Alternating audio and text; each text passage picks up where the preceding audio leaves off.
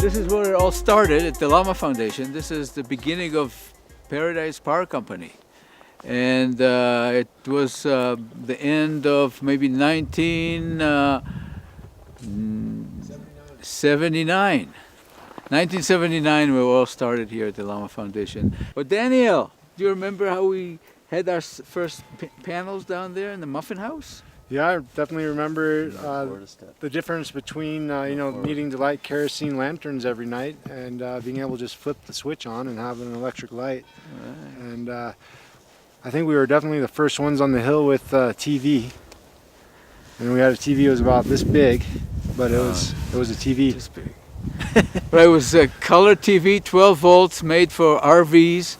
And the thing is, we didn't have much power, so we had this agreement with the kids that only on sunny days, remember that? Only on sunny days they can watch Sesame Street. Half an hour TV or something. So they really learned how to appreciate the sun. Oh, no sun today, we can't watch TV.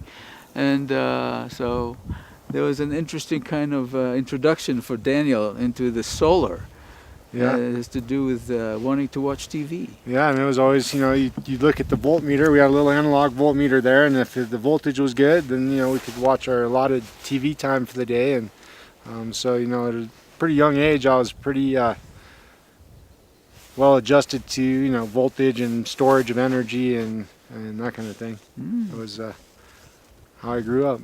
The name Paradise Power Company was invented in a way by my wife Latifa, that one day she woke up and she said, our company is going to be called Paradise Power Company, and it's going to be a combination of living in paradise away from the electrical power and having the power. It's really kind of our philosophy is we want to bring solar to everybody. We want to bring solar to the people, whether it's for their personal use and they want to be somewhere in a remote area where they need power and they're on their own off-grid system, their own independent system, or if they want to be in town but they want to have solar electricity, we can do a grid-tied system where we tie them into the grid, and they can do the net metering thing where they spin their meter backwards during the day and then spin it forwards again at night, essentially using the utility as their battery.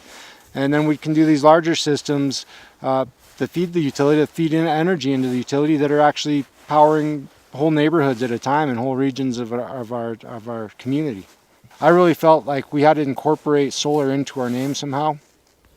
We thought of different names and this and that, and Paradise Power Company Solar or Paradise Power Solar, and just everything kind of seemed too long or too hard to get out. So just ended up being PPC Solar. It was part of our original name, which we wanted to keep, the PPC acronym, and we just added solar in there and it became PPC Solar. When I was doing it, it was like an underground kind of movement. And then I was a type of the rebel. I was the rebel. I was living in a community like this. And he was sort of like the next phase of development, which is becoming part of the society, becoming part of the code. So I have complete even today, resentment to the code. And he makes fun of me because he's really following the code. So that's the difference between us. So that's why I'm not doing it and he's doing it.